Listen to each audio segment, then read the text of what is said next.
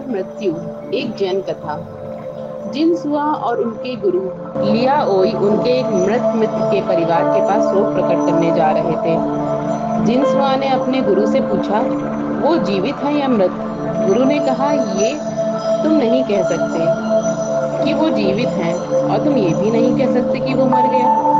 जिनसुआ ने पूछा, हम ऐसा क्यों नहीं कह सकते? लियाओई बोले, अगर तुम ये नहीं कह सकते तो ये भी तुम नहीं कह सकते। गुस्से में आके जिनसुआ बोला, बेहतर होगा कि आप ये कहें, नहीं तो मैं आपको मारूंगा। तब लियाओई ने कहा, अगर तुम मुझे मारना चाहते हो तो मारो, मैं फिर भी ये नहीं कहूंगा। जिनसुआ बोला, आप कैसे गुरु हैं? आप जानते हैं और फिर भी आप अपने शिष्य को नहीं बताते।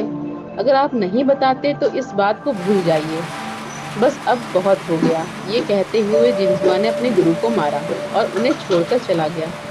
कुछ समय बाद लियाओई का देहांत हो गया।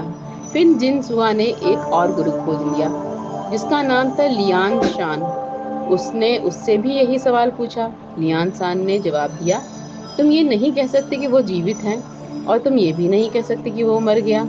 यह सुनने पर जिनसुआ को आत्मज्ञान हो गया। सदगुरु कहते हैं, अगर कोई जीवन को नहीं समझता तो वो ये कैसे समझ सकता है कि मृत्यु क्या है?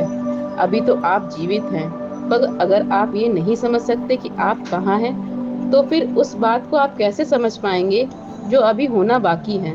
मृत्यु नाम के भ्रम को सिर्फ नासमझ लोगों के ने बनाया है। मृत्यु जैसा कुछ भी नहीं है, यहाँ सिर्फ जीवन है। अगर आप जीवन को समझते हैं तो आपको पता चल जाएगा कि आप जिस मृत्यु कहते हैं वो जीवन का बस एक और आयाम है। मृत्यु जैसा कुछ भी नहीं है, यहाँ बस जीवन है। अगर आप मृत्यु को जानने समझने की कोशिश करेंगे तो आप बस कई तरह की काल्पनिक कहानियां गढ़ लेंगे। आप मृत्यु को समझ नहीं सकते क्योंकि आपके लिए ये अभी हुई ही नहीं है। अगर आप मृत्यु को जानना चाहते हैं तो आप इसे बस अनुभव करके ही जान सकेंगे।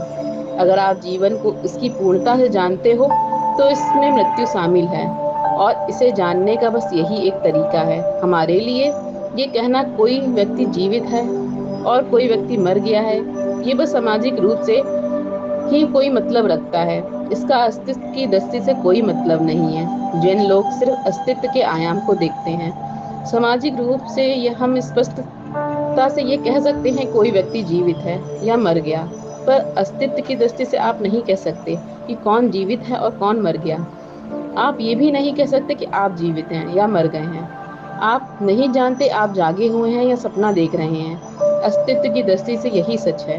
अगर हम अस्तित्व की दृष्टि से जानना चाहते हैं कि क्या वास्तविक है, क्या वास्तविक नहीं है, तो हमें जीवन की ओर ध्यान देना चाहिए, क्योंकि जीवन तो अभी ही है और हमारे पास यही एक दरवाजा है जिससे होकर जानने का मार्ग मिलता है।